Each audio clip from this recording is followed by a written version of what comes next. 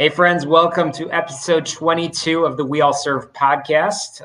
Can't believe we're at episode 22, and it's going to be a great one. And it's, I always say it's going to be a great one, but this time I really mean it. No disrespect to any of the other folks that have been on. They've all been great. I say it's great every time. Either way, it's great because I've got my buddy over here. Angel Torres is with me, returning. Originally appeared as a guest, and I guess, Angel, you did something right because now you're in the hot seat. Still, I was thinking about today. It's great to be doing a podcast today. And I remember the first time that I realized the day after Thanksgiving, you actually had to work and you weren't just given the day off working in real companies. I was like, oh, and then I get to do a podcast and I'm like, okay, it's cool again. It is pretty cool. And Angel, just before you dropped off for a second as you were taking care of something, and so I was telling our guest, who we'll introduce in a moment, that the way I always describe to the people that I talk to about you is that it's a demonstration that the Navy's promotion system is clearly very flawed, and that's pretty much how I describe you. Is that okay? Yep, that's about right. Yeah, about par for the course. Sometimes one just squeaks in. I'm very resilient like that. Yeah, no, I mean, listen, you've got a pretty darn cool story. So, hey, listen, Angel, today again, you are going to be sort of overwhelmed by Army guys. I'm just saying, you're not in charge. It's going to be Army today. I'll talk slowly. Listen, our guest is served in the 75th Ranger Regiment. So, hey. He can kick your ass. I'm just saying. Yeah, there's a lady downstairs in the kitchen. She can do the same thing. I'm not impressed. Well, I'm impressed with her. I'll put it that way. Did you do anything exciting for Thanksgiving? Speaking of the lady downstairs, how's your Thanksgiving dinner? Anything exciting? It was great. This year, I actually did all the cooking and all the preps myself. Instead of getting a big turkey, we did the turkey leg thing, and then I prepared it like Puerto Rican style, and then we did the ham and all the other trimmings and stuff. It was pretty great, and it was even better this afternoon before the podcast when I heated it up. Nice, good stuff. Well, yeah, probably afternoon is about the time that you get your appetite back. So, Good stuff. Good stuff. Well, without further ado, I definitely want to bring in, there he is on the screen, Ryan Walsh. So Ryan is the founder and chief executive officer of Valkyrie. I think I'm pronouncing that right. He, prior to the company, which I don't want to get too deep into in this intro, served 3 tours of duty in Iraq and Afghanistan with the 75th Ranger Regiment.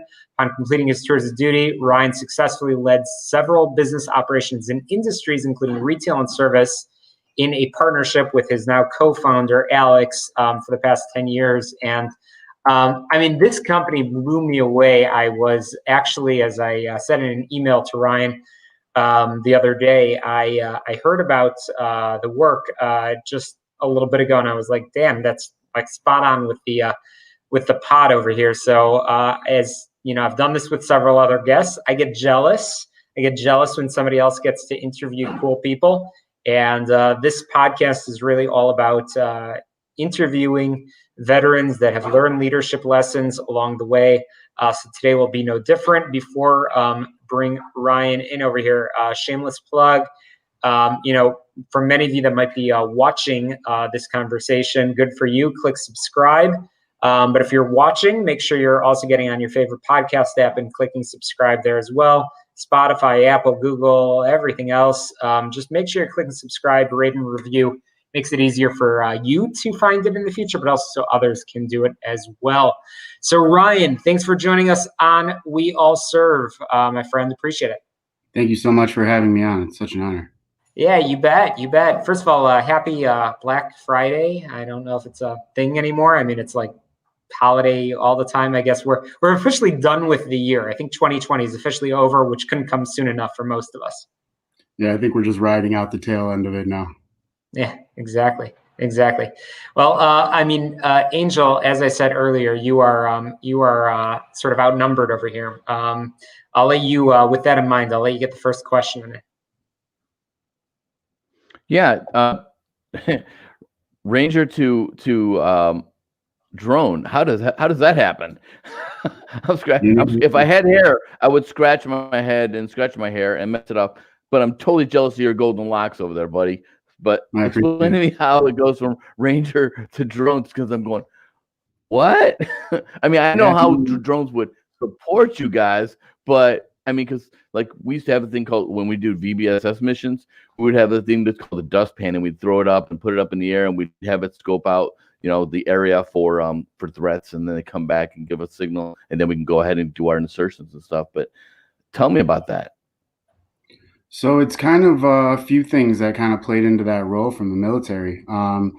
The first one was, yes, it was a very unorthodox path, and it definitely wasn't a direct jump from regiment to a drone business. But a lot of the lessons I learned overseas in regiment kind of played into it. When I was overseas, it really kind of laid into me the fact that the opportunities seemed to be in a lot of those business contracts, more so than being the boots on the ground. It wasn't lost on me that, billions were going into these drones and jets and even the base infrastructure, right? And, we were making barely above minimum wage to get shot at, right? So, I mean, it just kind of definitely was something that clicked and didn't go away while I was over there on a couple of rotations. But I had gotten out and really started to kind of pull on that thread.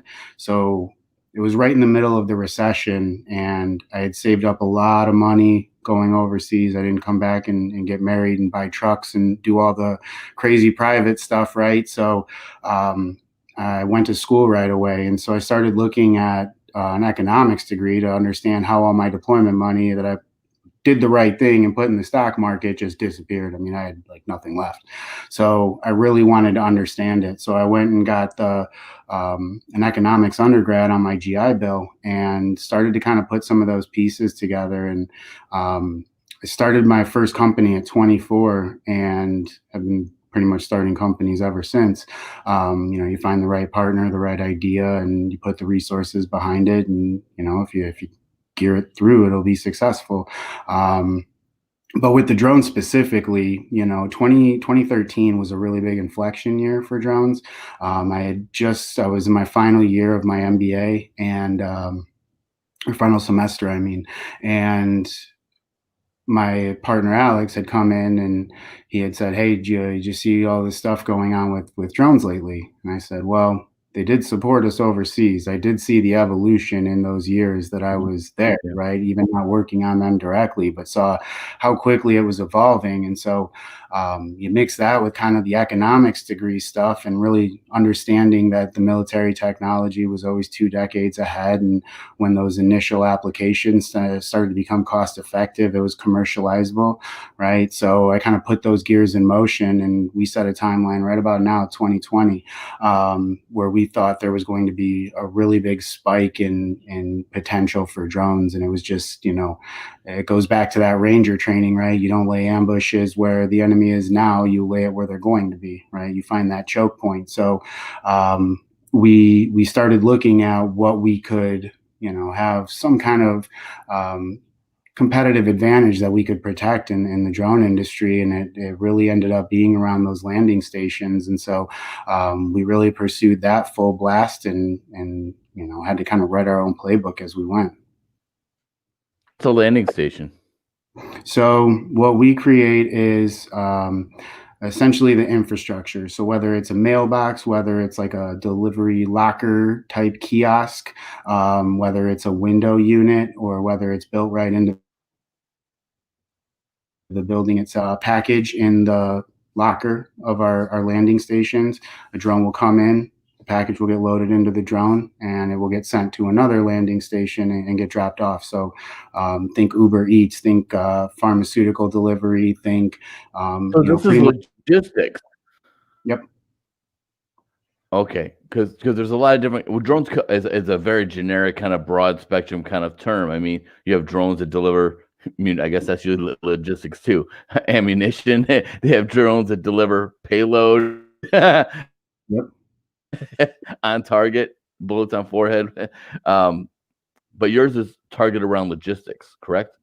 Yes. Last mile drone delivery. So, our goal is to pretty much connect every home and business with fulfillment centers and small businesses, and working with our drone partners, right? We create the landing stations, and we have a bunch of really great drone partners that do the service and do the drone side of it, and creating a full autonomous point-to-point last mile logistics network.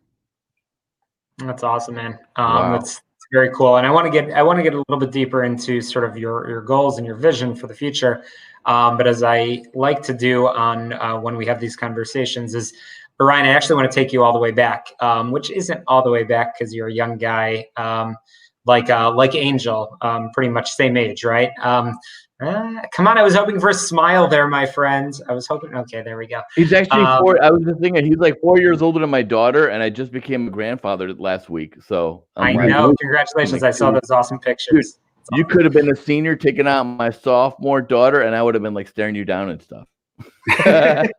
Dude, you're just making it awkward now. You're just making it awkward. So but I'm down now. Let's go back to the beginning, to when you actually enlisted in I believe the Illinois Guard. So tell us what possessed you to walk into a recruiter's office, or was it a recruiter's office?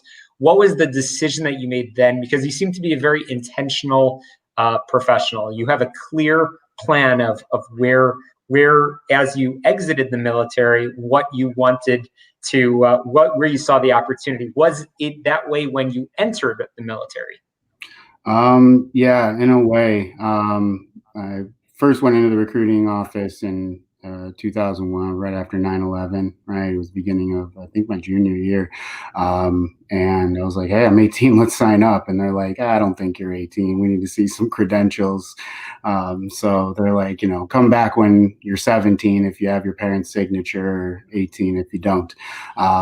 So I convinced my dad at 17. We had just invaded Iraq, and so I went in there and I was like, look, I'm not going to college, right? It's not for me right now. This seems to be where, my calling is, and where I had like a sense for adventure, right? I didn't want to do what everybody else was doing. And I didn't really want to, if I was doing what everybody else was doing, I was going to get the same results as everybody else. And so I felt like, I needed to do something a little different, a little bigger. And so, I went in there, and I actually tried out. I was active duty. I didn't get into the Guard until after my years active. But I went in there, and I did well on the tests. They said, what do you want to be? I said, I want to get overseas as quick as possible. I want to do all the stuff I see in the commercials. I want whatever the action is, right? They said, oh, you want to be a Ranger? It's really, really hard to get into. You probably want to pick another job. But I was like, no, that's the one for me. So I went through and signed up, and went through all the, basic and airborne and Ranger indoctrination program and all of those things. And I passed it, and, wound up overseas a few months later. So, yeah. I'm kind of curious because it sounds like you went active, then National Guard. Does that sound right? How many years active were you? So just under 4 years. I think I got out a month early so I could make my college semester. But then the couple guys in my squad had come in right around the same time I did, and they were getting out a little bit earlier than me. And they pretty much told us, you're going to have a recall on your machine as soon as you get home. We weren't home 2 days and we got recalled. So me having that little bit of force, right? We went to the National Guard office, and they said, look, Illinois, you can join the National Guard. There's some units deploying. They could use a guy with your experience. You can't be deployed since you just got back, so you'll be able to finish college, and you'll finish out your time. So I did 4 years active, and then just under 2 years in the Guard. So Ryan, if I could pick your brain on the National Guard piece. So after coming active duty and after your deployment, what was it like doing the weekend warrior stuff, showing up for drill? And was it disappointing, or was it a sense of relaxation for you? I wouldn't say it was disappointing. It was definitely a culture shock. Coming from a special operations unit to the National Guard unit was definitely different. And you had I'll some bet. yeah, it was just different, right? I mean, there was really great guys that had, a lot of experience you wouldn't have in an active unit, being, having other jobs, whether it's, in business and logistics and IT, whatever. So you tended to get a better blend of more skill sets. And there was some really great motivated guys. It wasn't always like that. You tended to have some kids that were coasting through for some free college, but overall, I would say it definitely was a good chance to, kind of take everything I had learned and pass it on. And those guys had deployed and came back alive, every single one of them. So, I feel like I did what I needed to do for them. That's awesome. That's Hey, Ryan. Go ahead, Angel.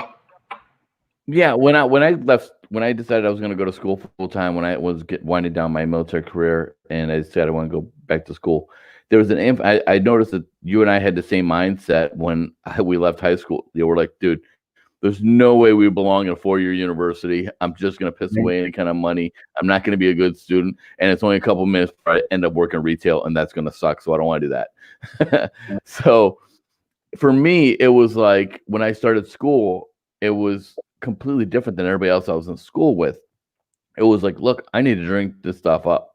This is important stuff. I need to get as much as I can. Did you have that mindset, and how has that kind of served you moving forward? So I was much like you. I would have never been a good college student fresh out of high school. I just didn't have the right frame of mind. I was kind of coming out of a, difficult upbringing, and, just wasn't prioritized right. And so, I'm overseas, and we were in this village in Afghanistan, and, we're in this little mini firefight. It wasn't anything too crazy, but it ended up being a kid on the other end of it.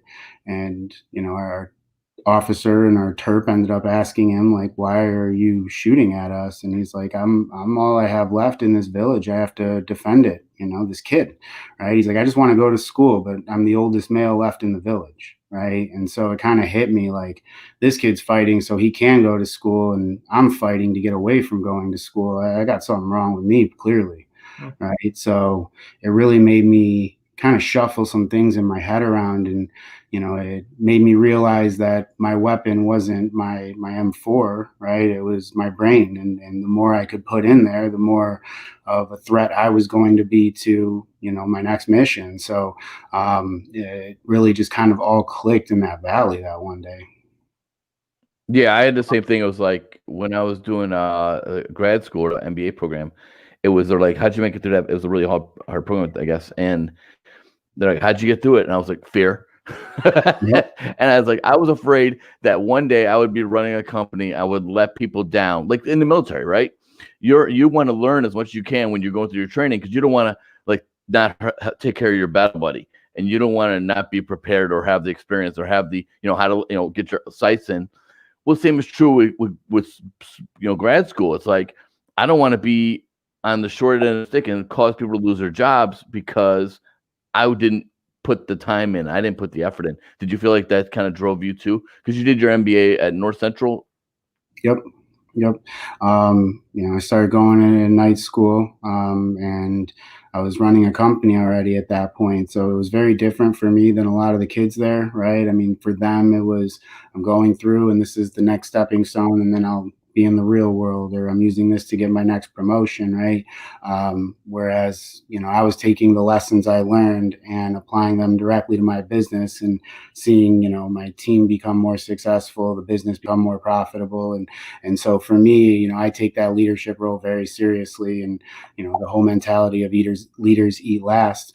It's just, you got to take care of the people before you take care of yourself. And if I haven't prepared myself mentally, and I don't have the tools to do my job, I can never be expected to lead them to do their job. Yeah, absolutely. What a mindset, and kudos to you for it sounds like there was that moment that everything sort of clicked for you, which is awesome. So it sounds like your family was supportive of your service. Is that accurate? A lot of my extended family would probably prefer I not sign up for the next big war going on, right? But again, I didn't really come from the greatest upbringing, so I mean, it was a way to try something different, a way to kind of change the path as opposed to going down the road that I was kind of going down at that time. So for me, it was much a deliberate decision, as a pretty clear escape as well. And you learned lessons clearly from your time. It sounds like, especially deployed, that sort of mindset where you realize again about sort of how governments were operating, and how you decided to essentially use your brain, as you just said a moment ago from that story, to make money yourself, which is fantastic. But what would you say is that greatest leadership lesson? It sounds like the Army did something incredibly positive for you in turning you into the person that you are now. But what was the greatest either person that you can point to, or either leader, or maybe I don't know what rank you got out as, but top, up or down, who can you point to, and what can you point to? I mean, being in the 75th Ranger Regiment, I had phenomenal leaders from the top down. Colonel Clark, who's now running SOCOM, was my company commander, right? No kidding. Wow. I mean, I got to serve under Stan McChrystal, you know what I mean? Like, see him in the chow hall often, you know what I mean? Like, it was just incredible leadership, and getting to work with a lot of the joint task forces. You'd see the guys from, the other spec ops units, and, a lot of them have gone on to become big proponents for leadership mindset and leadership training. And, I had, been on a lot of teams with these guys. I mean, it was just overwhelming role models for leadership growing up, and so it was really a good symbol of kind of how these guys embodied what the standards were. It made it very easy to, put those into myself, right? It's not like you're read this and do as I say, not as I do. I mean, these guys really lived and breathed and ate this stuff, right? So it was very hard to make excuses for yourself to not be that way if these guys could do it. Wow. Sounds like a show me kind of, come on, let me, like, mentorship, let me show you how it's done, and you kind of embed those lessons in yourself. The one thing I'm not stuck on, but as an entrepreneur, how you didn't decide to be an entrepreneur and run a company and have a partner. What was the path look like? Like, was there a mentor that said, hey, hey kid, let me show you the way. Let me show you how to start this business. Let me show you about, the financial end of QuickBooks and all the day-to-day and all the nuts and bolts? Or did you just, take it through, I don't know, ass pain or whatever? Like, okay, let me make a bunch of mistakes and I'll figure this out. What was it like? I was very self-taught. I was a very introverted kid, and I would read encyclopedias, you know what I mean? Just like books, like for me, it was always trying to accumulate facts. And so, the fact that you can teach yourself just about anything, they have all the information available, and, it's all right there on your phone, on your computer, right? So it's just taking the discipline and figuring out, how do you learn best, and sorting through that. So, I had to teach myself a lot of it. I learned a lot of some of the formalities in school, but, I realized pretty quickly coming out that I just could not go work for some guy. I mean, like, I just going to college with a bunch of 18-year-olds and getting out and having to start some entry-level job again. And I mean, truth be told, I just didn't want another man to put food. Like, I don't want to be that guy.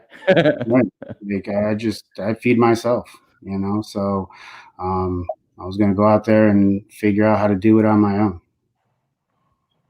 So where you're at right now, what is next? I mean, you started telling us a little bit about about sort of the focus, and it sounds like you are a very focused drone, but really logistics. Really, you are in the business of logistics organization. Tell us about the team, how you've built that, and tell us sort of where you envision the coming years. Sure. So, team's probably one of the most important things. I'd be lying if I said, I have a big impact. It's the team. They tell me when, we're going in the wrong path. They tell me when we need to go in the right path. I trust them, and we hire people that, are good leaders on their own right. They can work under pressure. They're very disciplined people, and one of the most important things, if you look at even like an A team, an SFA team, right? You got specific roles, but everybody is trained in a little bit of everybody's job, because when you're in a small startup guerrilla type environment, right? You have to be able to wear many hats. And if a guy goes down for whatever reason, it could be sickness, death in the family, whatever, you got to be able to have people that can cover their lane, right? So, I found out with Alex, my co-founder, very early on, just happenstance. He got hired at one of my earlier companies, and he just happened to excel in a lot of the operations and organizational structuring stuff. We started doing a couple other deals together, and I realized, the deals that I didn't have him in, I was tremendously less successful than the deals I did, right? He was a perfect complement to cover my 6 and me to cover his, right? We're very, very different people, but it's kind of like a compliment. Everybody knows it's almost to that point with a fire team, right? Where, I can anticipate his move and he can anticipate mine. So we can work very dynamically and fluidly to get the job done. So, you don't get those relationships very often. And so, he was critical of the success. We've got some pretty strict criteria, especially in the early days. We had to weed a couple of people that presented well, but didn't meet the standards, right? So, we had a bit of turnover in the early days till we found the right, combination, but we eventually got there, and now we're just grinding on all cylinders now. It's going. And so, we've found a good mix. We've got advisors that oversaw the first drone delivery trial ever in Vanuatu for UNICEF. It's a lawyer that wrote the Chicago drone code. We've got a doctor who's got experience in telehealth. So we can use this to, meet a lot of the growing uses of telehealth, and then a whole bunch of engineers and people just keeping everything going. Every single one of them is critical. We wouldn't be anywhere without each of them. So I'm very, very thankful for my team, and want to keep growing it with key people and quality people like that. But where we see the vision is, my goal in the next 10 years is to be in front of every home and business, across most of the world.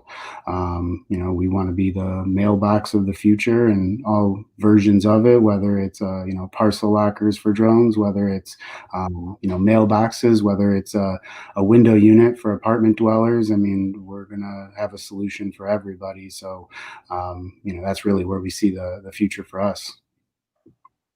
That's awesome. That's incredible. And you mentioned that point of 10 years, which is awesome. So speaking of years, it sounds like you've been growing over the course of 2020 when many businesses have been retracting and scaling back. The growth of your team and the growth of your clients. Tell us about this year and what are some of the key milestones that you're looking forward to? So this year, when we got on lockdowns, it was a little bit of uncertainty at first, right? Everybody kind of had to figure out how to move this forward. Us were, very included in that. But it ended up being a great year, for drones in general, just because now you need things like touchless delivery. And if I can get COVID tests to people without having anybody being exposed, and I don't have somebody going out and doing community spread and things like that, it's very helpful. But, it goes back to my Ranger days, right? You just learn to embrace the suck. So while everybody else is kind of bracing for impact, right, we just keep on going, right? Head down, just keep on low crawling. And, we're just doing our jobs every day. And it seems, the milestones just keep racking up, getting voted best tech startup in Chicago and then North America by the Timmy Awards. I mean, it was, we entered them and we were hoping for the best, right? But I didn't see it going, that well, right? I mean, it's incredible, and I'm super proud of our team for it. But yeah, it's 2020 has been one hell of a year for Valkyrie, and part of that is just because it's always going to suck in one way, shape, or form, right? I mean, just how do you deal with it and keep moving, right? But some big milestones we have coming up. We have some different demos and pilots and trials that'll be going on. They'll be kicking off next month, December. We have some exciting ones in the US. We have a couple of ones in Canada that are starting to take off. And we've got some really exciting projects throughout the spring. So, there should be a lot of media on us, and we're really excited for all of that, getting out to the public and then seeing what we've been working on.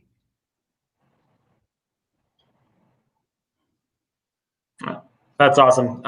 Yeah, that's exciting, and exciting to see where you guys have gone and where you guys certainly are going.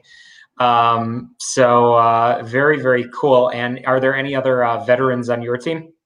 Yeah, quite a few actually. Considering the size of the team, I would say we're probably somewhere around 20% veteran.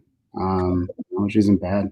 But yeah, we've got guys from the Air Force, guys from the Army, just a really good mix. And once again, everybody's got different backgrounds, different experiences, but they've all come together really well. And, it's just kind of made a very cohesive, but, different team.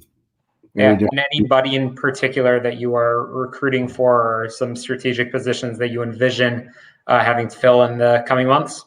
I mean, we got a lot of jobs we're going to be filling in the coming months, from top executive all the way down to, fresh out of college engineers. So we're going to be on a big hiring path for the next a few months, probably starting at the beginning of the year.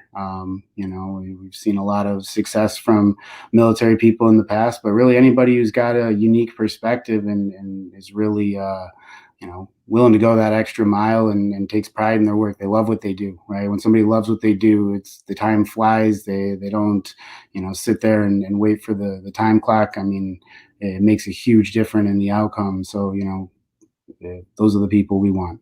Yeah, absolutely. Well, keep us posted, and we'll spread the word. And I'll make sure personally to make sure that you only get qualified people, which means basically nobody from the Navy. So I'll yeah. We'll be watching the clocks. Angel, your team you didn't say you had Navy people. Yeah, I like the Navy guys we always worked with. I got nothing bad to say about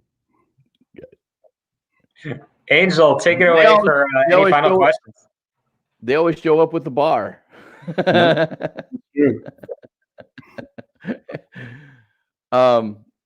I think when I think about all the things you've told us during this edition, I'm kind of overwhelmed. I'm like, wow, how did he? I'm like, it went, and now it's here.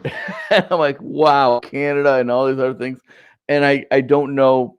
I mean, I can only assume that at the beginning you're like, I'm going to do this, and I think it's going to be big. No idea just how big yet, but people come into your life and relationships and opportunities come into your life, and it seems like for you the picture got clearer and bigger and clearer and bigger. You're like, oh, this goes here, this goes here, I need to be here, this needs to be here. Is that kind of how you saw it, everything happening and unfolding? Yeah, kind of exactly how. I mean, in the beginning, it was a bit of a struggle because you want it to be more linear, and you don't want it to be, to your point, just random people coming in your life. You almost wish it made a little more sense at the time, but once you kind of learn to embrace just that weirdness of the universe, right? I mean, it tends to all come into line. I love it. Yeah, you gotta hone into that. A lot of people just spend their whole lives fighting that. That's all I had, Amanda. That was fantastic. Thank you. Yeah, thank you for sharing. And just in closing, where can people learn more about the company, and certainly be on the lookout for whether it's positions or even again on the customer side, folks that would want to find ways to work with you, where can people learn more? Valkyrie.com, VALQARI.com. You can get onto our list for when we're going to start doing residential, or if you want to be a partner, we can also take there. So, you can learn a lot more about the company at our website.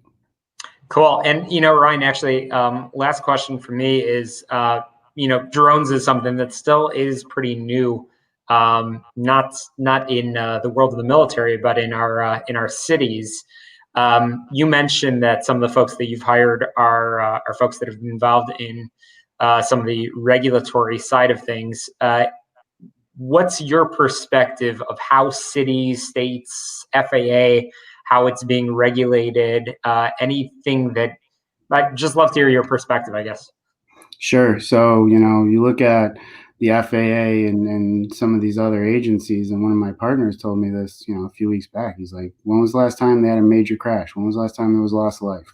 Right. I mean, these agencies are very good at what they do, and that's keeping people safe, even when you have, tons of steel flying through the air at hundreds of miles an hour, right? I mean, they've figured out how to do it effectively, safely, and efficiently.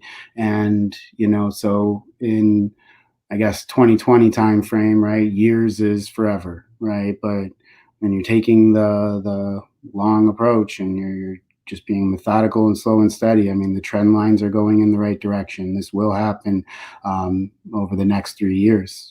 They've made it clear, all the other, sister agencies overseas, in Canada, Europe, and Australia. I mean, they've all said the same thing. We're just taking a very methodical approach. We're getting our data, and, now we're getting past slow and steady. And we're going to get to the next piece, but it'll all come together over the next few years, and by that time it'll be like, oh, this happened overnight, right? I mean, that's how it always goes. So Ryan just stumbled on an idea. That's what it was. He started yesterday. Yep. We've been working with this technology for 7 years straight, right? And it's still not ready for market at the FAA level, right? So it's just going to be a slow road, but it's the mailbox in front of every house for across the world, right? I mean, it's a big job, right? So it's going to take some time. Wow. We got to be encouraged when a global giant like Amazon finally gets their FAA approval. You're like, okay, I'm not them. I don't have the capital investment capability or strength to do it like they do it, but my time is coming. And if they went ahead and there's a first mover advantage, but the second guy usually has an easier path because you learn from the first guy's mistakes. Exactly. That's the case always. And Amazon, they're a giant, but they just announced last week that they haven't been able to crack the nut and figure it out, and so they're going to be working with all the startups that have. So a lot of people hear the name Amazon and get scared, but that just tells me we're on the right path. If we're going after the same thing the giants are, I mean, it's got to be worth something. Yeah, for sure. And your advice, last question, this time for real. Your advice to an 17 or 18-year-old Ryan that might be out there trying to decide what to do. They have a recruiter pounding at their door, and would you do it again? I guess that's my question. Would you do it again? Would you follow the same path, or would you do something different? What's your advice to the 17-year-old you? I'd do it all over again, exact same way. Just take advantage of the opportunities. The military can give you tremendous advantages, whether it's your GI Bill, whether it's, getting a head start on a lot of training in college and real world experience. I mean, you can take college dirt cheap in the military, so going in there and just, utilizing the resources. Nobody's going to hold your hand and do it for you. Right. So, but there's a tremendous amount to be gained from the military. I mean, I wouldn't recommend it for everybody, but, we get advantages on mortgages and college and all these things that are really crippling our generation, right? So, I mean, it ends up being a huge leverage compared to going at it without, some of the benefits you get from being a veteran. So, yes, I would do it all over again the exact same way. And, if you use it wisely, you can get a great experience in the military, get, very cost effective, if not free college. And, up for a good path if you use it to your advantage. Yeah, agreed 100%. Agreed 100%. I did it a little different than you. I went in at 29 and went reserve, but I would do it again in a heartbeat. And despite the challenges it's caused professionally and the changes in life, but I would do it again. So, yeah, that's what we always say on this podcast. We all serve, whether you're putting on the uniform, regardless which uniform. Angel, I guess, bounced off over here. We said too many Army things, so he bounced off. He'll probably pop back in like 5 minutes after we disconnect. But I would do it. Whether whichever uniform you put on, Army, Air Force, Navy, Marine, Space Force. It doesn't matter. And it doesn't matter whether you put on a uniform at all. Right now, in this day and age, we're in the final days of November, final days of the calendar year.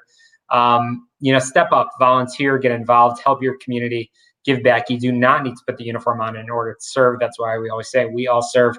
There's so many ways to get involved, and certainly a pleasure to hear from you, Ryan, about your time, service, and continuing to serve by being, as you said, you're being very modest about the accolades and awards received through your entrepreneurial efforts, and I'm sure that there will be many, many more to follow. So, Ryan Walsh, thanks so much for joining us on We All Serve.